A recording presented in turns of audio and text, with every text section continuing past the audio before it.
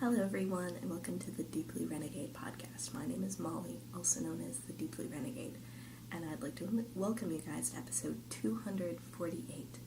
Today is Sunday, October 7th, 2018, and I'm glad you could join me today. It doesn't feel like 7.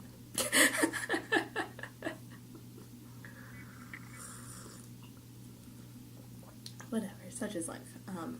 In a few days, I will be driving up to Harveyville, Kansas for yarn school. So, I'm like, yay! So, whichever day that is, I guess that's probably the 11th, is when all of those fun things start to happen. So that'll be good. So, yeah. I'm excited about that.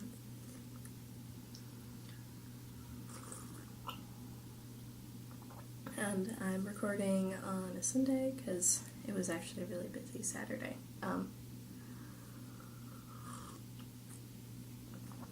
So sometime within the next 2 weeks I will be getting a new phone and then giving it to my husband, and he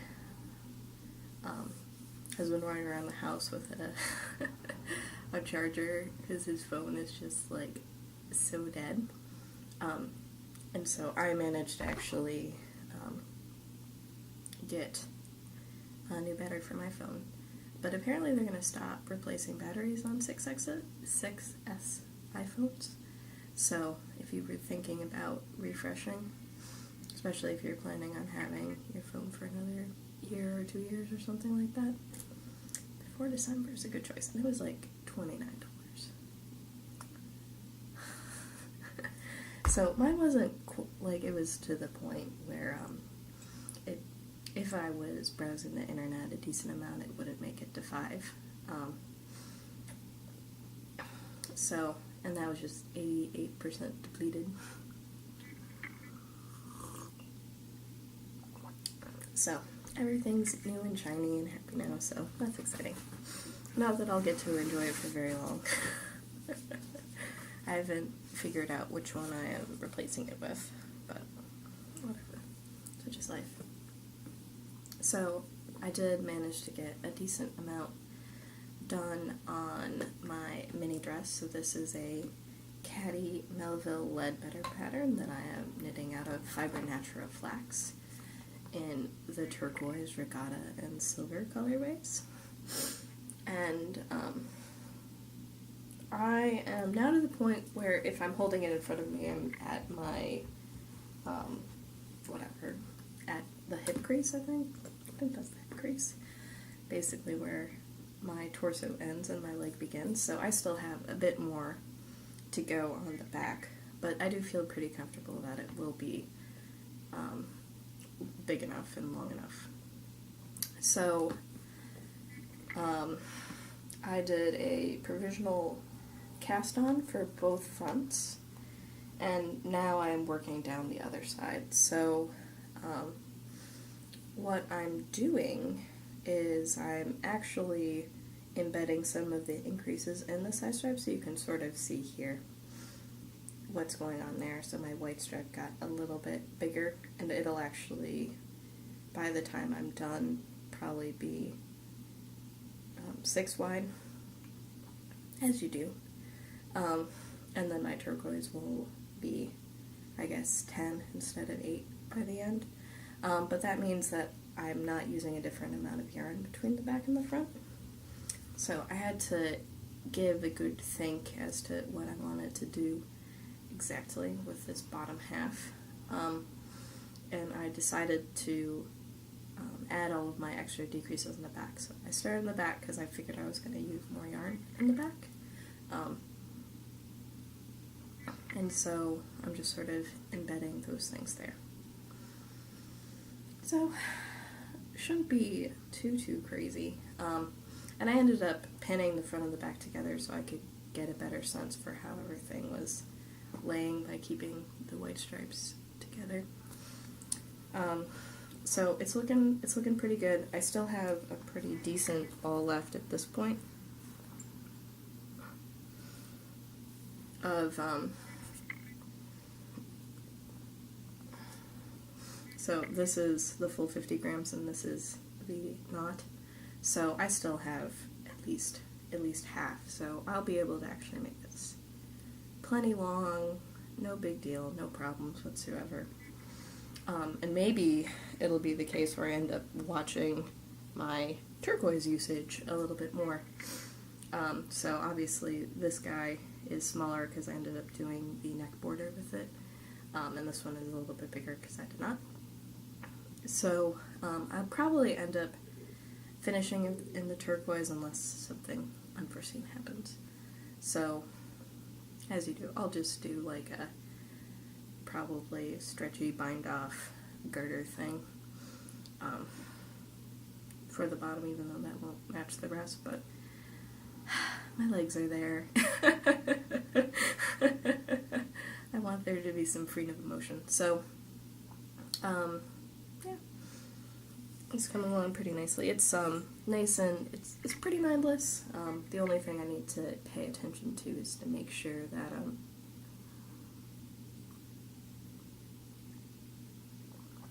I make the increases in the right places based upon my calculations.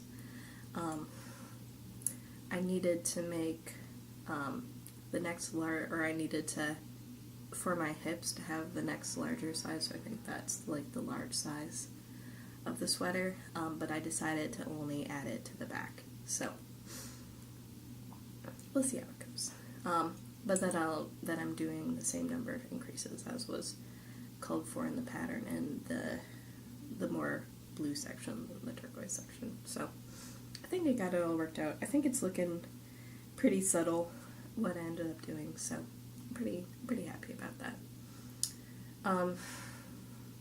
So now it's just a matter of paying attention to yarn usage, making sure I'm not going past the halfway point on my turquoise.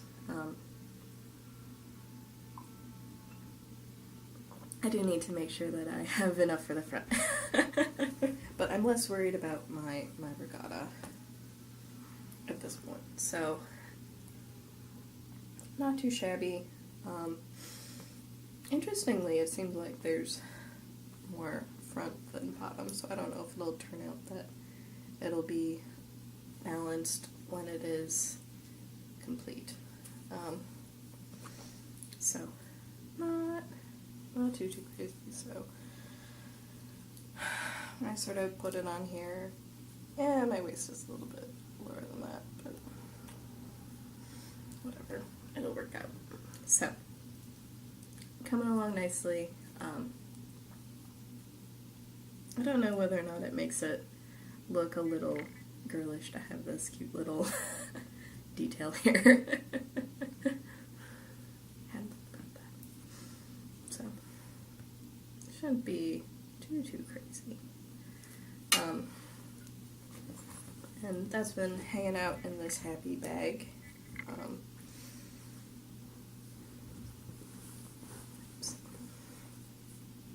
Coming along. I seemed to get a decent amount done on it. It took some time to think about what I was going to do, but then once I decided, then I was like, okay, go forth. So, and it all fits without too much trouble. Now, further shoved in my bag is my brioche project, and this was my carry-around project for the week. Oh, there, in the middle of the row, which isn't very helpful for showing this off to you guys, so I will get to an end. It looks like it is more of a pearl black row right now, so that shouldn't be too crazy. Here I was thinking like, oh yeah, no, I totally finished a row before. Like, why would I start this project without finishing a row? But apparently I must have switched things out or something, I'm not sure. So I'm definitely in a section right now where my handspun is a little bit crunchy. So this is the Sizzle Pop, which is a Leslie Ann Robinson pattern, and I am knitting it out of Three Waters Farm in the Blurple colorway and the Quilter's Magic colorway, and this is handspun that I did earlier this year as a part of a completely twisted and arbitrary spin-along. I believe the current spin-along is Julie Spins, and the theme is precious stones. But I'm feeling the fiber saturation, so I decided to not participate in that one. So this is a pretty intuitive pattern. I was thinking I was going to need the chart a lot more, but it turns out it's really, really easy to read, which is cool. So that makes me happy. It definitely took a lot of brain power to understand how everything was coming together and get that first repeat in, but now it is way, way more intuitive, but fascinating to do. Like, it has that cadence of 3 easy rows followed by 1 harder row, but then that hard row isn't like, be quiet. I'm concentrating. So, what's cool about the brioche is actually that there are 2 distinct sides to it, though the pattern is echoed on both sides. So I am now a few more repeats into this. So every sort of leaf that you see is half of a chart repeat. So the way that this is growing is that the leaf makes half a chart, and then the subsequent leaf fills it out to make a whole pattern repeat. So it has this really cool stripiness going on, which is based on how I spun the hand spun. And then the wrong side does not have the strong leaf motif. So that's why I know it's the wrong side. But it still has like a similar pattern. It's just sort of the ribbing inverse of it, because I think brioche reminds me an awful lot of ribbing. So, so it doesn't look the same, but it is similar. So on this side, everything ends up getting closed off neatly. On the other side, things are just sort of, they disappear. So there aren't any connecting lines on the wrong side because I don't decrease into them. But on the right side, I do decrease into them, so the lines are continuous. Does that make sense? I hope so. And you can sort of see how there's a certain waviness in here based on the increases and decreases, which I find, what would it be? To me, nice in a hand-spun project, that you end up having like a little bit of the pattern manipulating the stripiness of the yarn. And what's sort of cool about this is then when it's worn, just show this off from every angle, you end up getting the diagonal look, and the pattern itself is sort of running diagonal across you, because this is one of those shapes where it's going to basically just continue to grow from here. And obviously I have quite a lot to go. As you do. So this is my first all-over brioche project. My first brioche project was the Exploration Station. And it's exciting and interesting. It's fun to work this type of pattern. So it looks like I've just started either the next repeat or half repeat. I'm not too worried about what's going on. And the starting edge is always basically the same procedure, so that's nice. Let's see.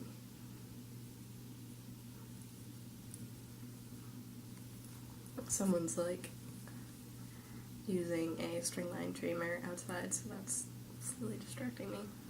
So, really, really pretty so far. A lot of fun to work. And I'm really liking when in these like higher contrast places, but I don't really mind that. As far as color work's concerned, it's pretty low contrast. I think that ends up being pretty cool, but I definitely like when you have like the colors peeking through on the wrong side, which I don't think are showing really well. Good news is that a lot of these colors are actually reading true, so that's cool. This is going to go on for quite some time because seems like I've barely used any of the yarn at all. My yarn is, effectively speaking, a sport weight, so in some ways it may not turn out to be as big a shawl, but 8-ounce shawl is still going to be pretty sizable. So, there's that. I think that's everything I want to say about that. So I'd probably actually carry around the sweater, because I would like to get the sweater done.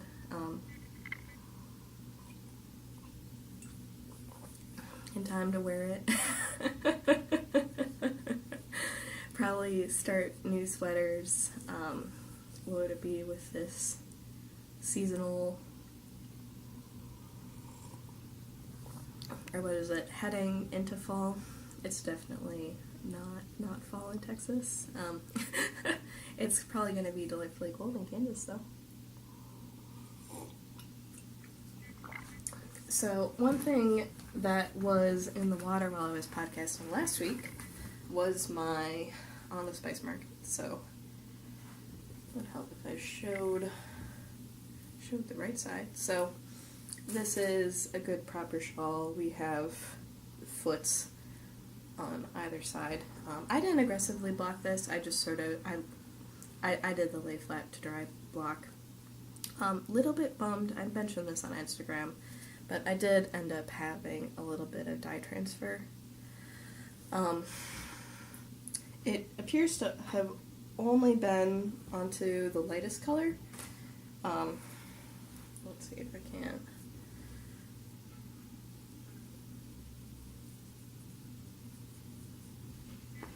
Show you guys without dipping in the coffee. So there was some dye transfer. Turquoises are notorious for not striking, so that was silly, but not the end of the world. The overall effect is still preserved. I hadn't thought about that when I had selected the colors. I realized it after I pulled it out of the water. It was like, ooh. Putting in undyed or a nearly undyed yarn and then this crazy turquoise may have been a mistake.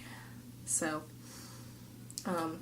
it's probably a little bit, like a smidge bigger than what it was. I didn't try to aggressively pull everything out. I just sort of wanted to maintain the squish, and it was a good size shawl anyways.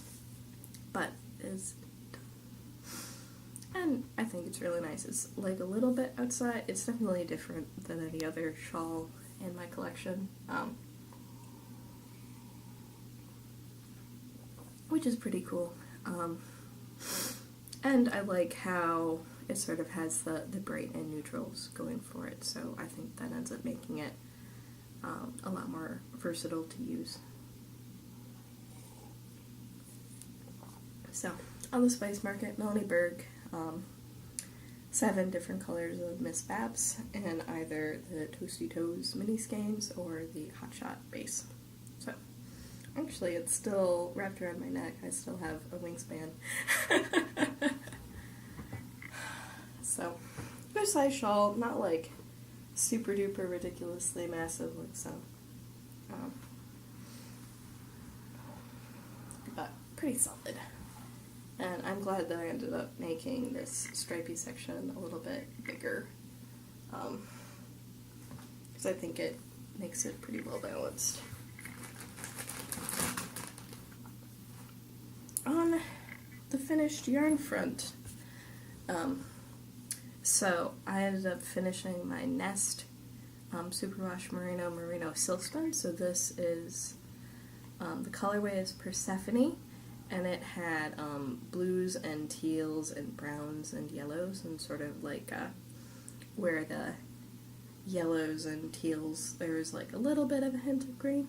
So I ended up getting 530 yards of a chain ply, and there's definitely, you can definitely see the chain ply nature of it all. It was sort of twisty when it came off the wheel, but it is chilled out significantly since then. So this is what we got going. Bring it in. Okay. So it is, so it definitely has thicker and thinner bits in it. But it's super duper gorgeous. So they're just long color blocks of each because I just spun the braid end to end. And would be, in terms of squish, it's not the squishiest yarn. I spun this, I think, on the slowest ratio of my fast flyer. So it's definitely, what would it be? It's a worsted yarn. It's all the air's been taken out of it. I still need to take some beauty shot photos of it after the wash. Generally, if I'm taking a right off the nitty naughty picture, then it is skeined up pretty tight. But this is totally docile now. Really excited about this is going to become. But because of it being on the light fingering end of the spectrum, that sort of made me decide that if I was going to do a 2-ply for my other spin, that I should plan accordingly, and if I didn't want to have a 2-ply lace weight, that I should not use my fast flyer based on where I'm spinning right now, especially with a merino silk blend. So I'm like, I should probably try to chill that out a little bit. I'm not sure that I've entirely succeeded, but as you do. So, beauty shots still to come, but this will definitely be a shawl. I'm thinking of doing the progression shawl with it. So, and that is, what is it? Karen from Round the Twist design that I've bought and have knit with because I did a different pattern with the yarn. I bought it for a project and then decided to knit a different shawl instead. So I did a live stream on YouTube this week, but then it failed because I didn't turn on the sound. Apparently I didn't set up the audio right. Like, why would you have a video without sound? So, I'm not entirely sure what went wrong. Sort of annoying. I'll need to take it down. It's up. It's up right now. But that was annoying. So I ended up deciding to go with fiber optic, and all along I was going to be doing the knitting in color because that was a part of my spin the bin. And this is totally a camera breaking blue. The fiber optic just, it cannot be captured. There is teal and purple and blue in the fiber optic, but it just all looks like the same color. It just blows out.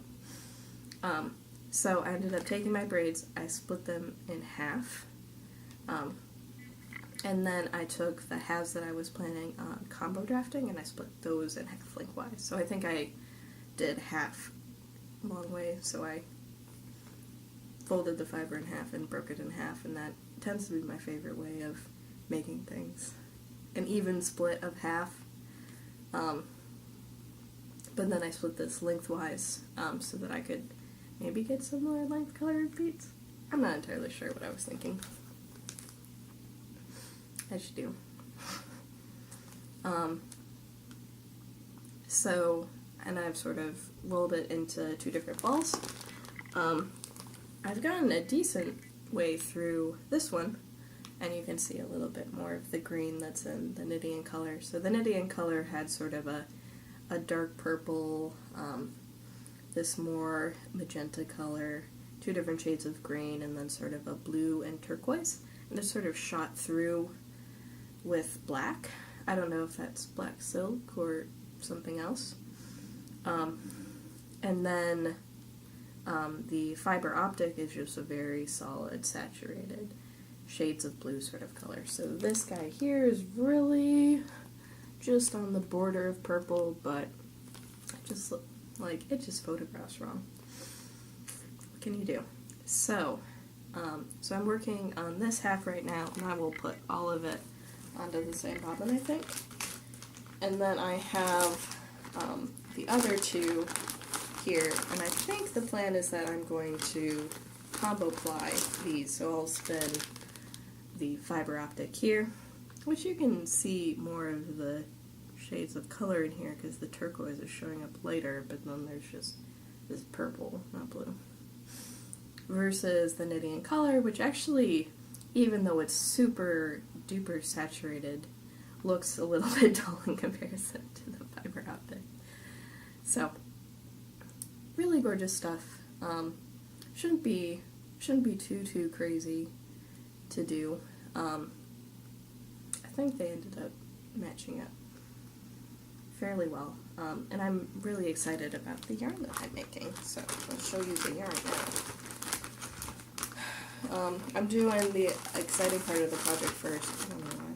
You know, sometimes I'm mysterious. I'm just keeping it in a Ziploc bag for containment purposes.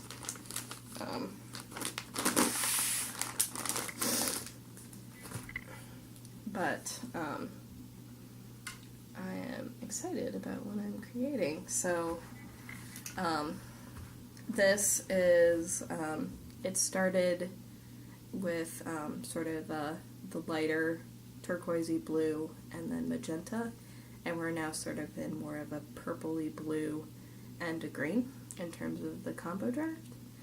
But it's making a very deep saturated color, and you might be able to see sort of the barber pulling that's coming because of the combo draft.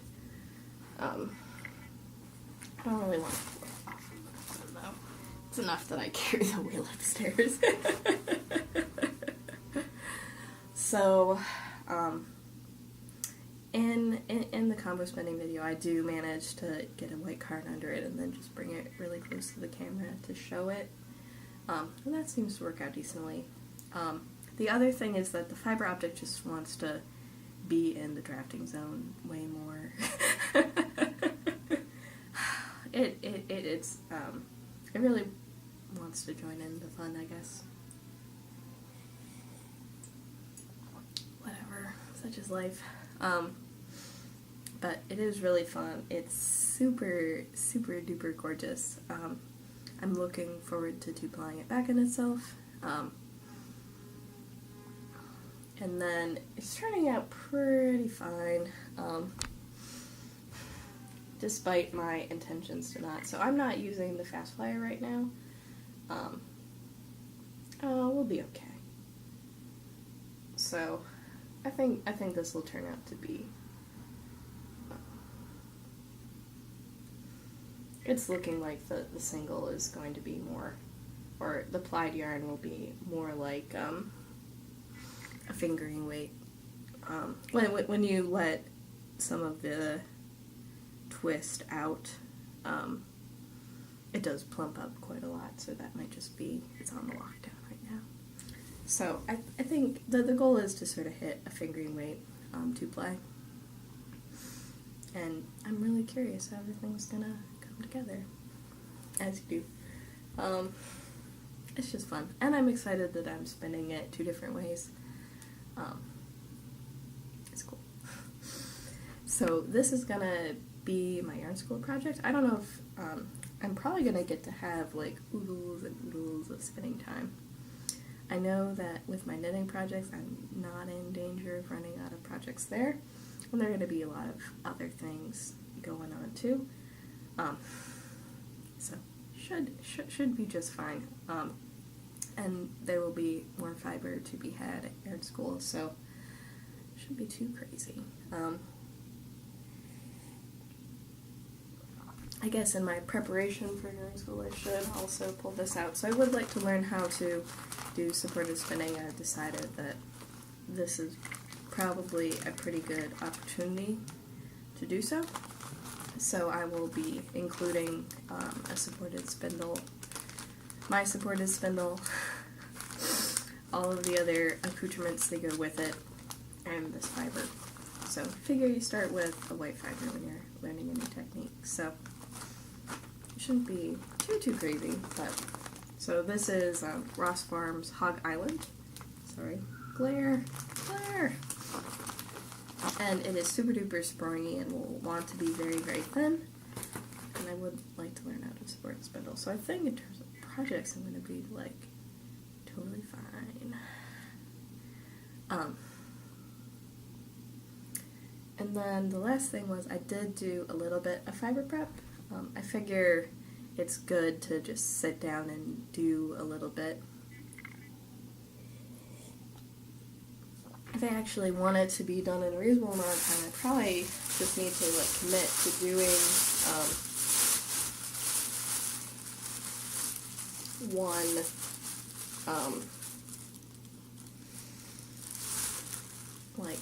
one of these balls daily. So this is like a comb's worth of the Wilton's Violet, which is coming across to me sort of more on the pink end. I'm so digging the grains in this purple though. Oh my gosh.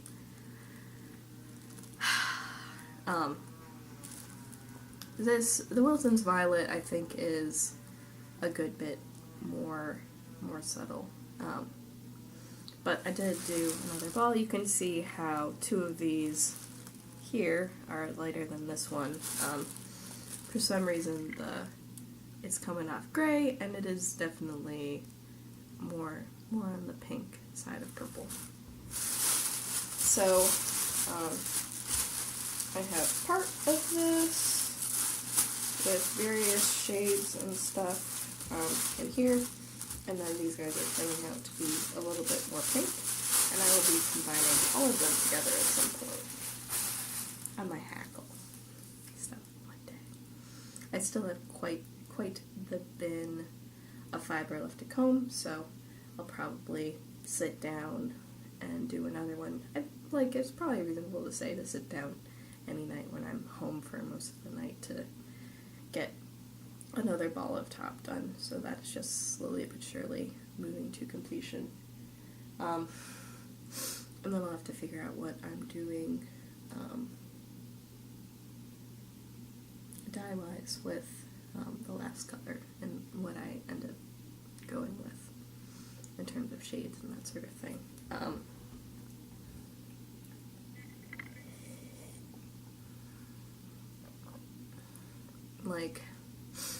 sort of leaning at this point, so I have my turquoise color, I have my purple color that I'm putting together, so I'll probably end up, for my last bit, doing blue.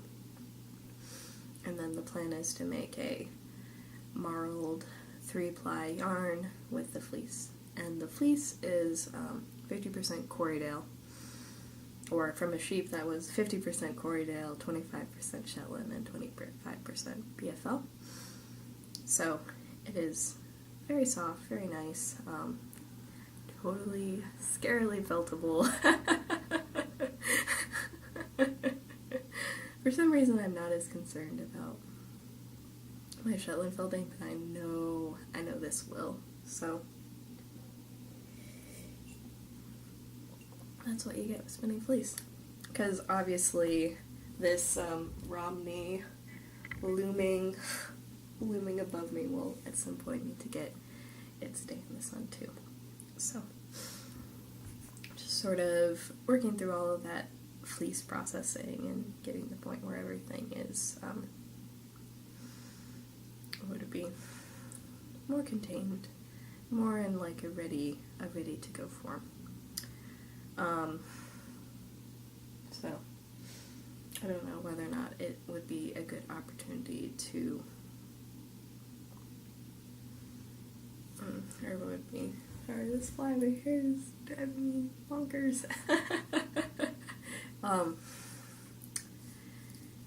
With having drum carders available, if it would make sense to borrow the drum carder and do something with the Romney, or whether or not I want to comb the Romney, which would be entirely manual. It's not a terrible process, it's just time consuming. It takes a lot of time to comb an entire fleece. Or a decent portion of fleece. I gave some of it to my friend Trady. We ended up, I don't think we went halvesies, but I gave her a pound.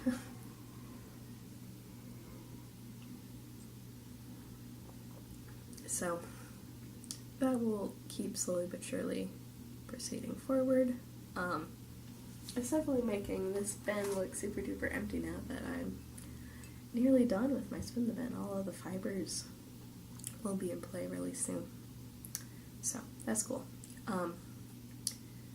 So in terms of recording schedule, I will not be recording next weekend, but the odds are pretty good that I'll end up recording after I get back.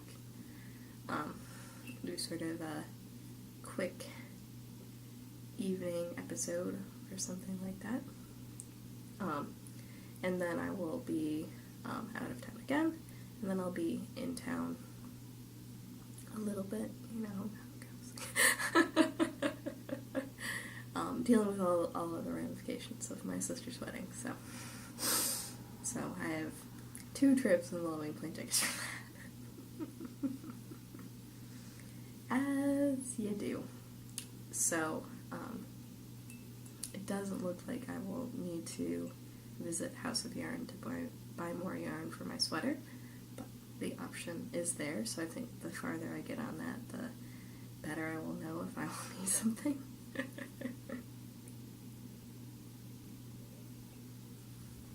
And I'm out of coffee. So the recording schedule is going to be a little bit shaky due to all of those shenanigans, but hopefully I'll have lots to show in between. So it should be really fun to do the Yarn School update. So let's see. Anything else?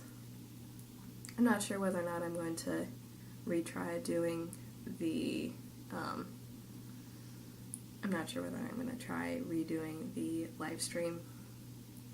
I may try on Instagram. It just depends on how motivated I feel about moving lights and that sort of thing. Maybe it'd be better to actually be up here.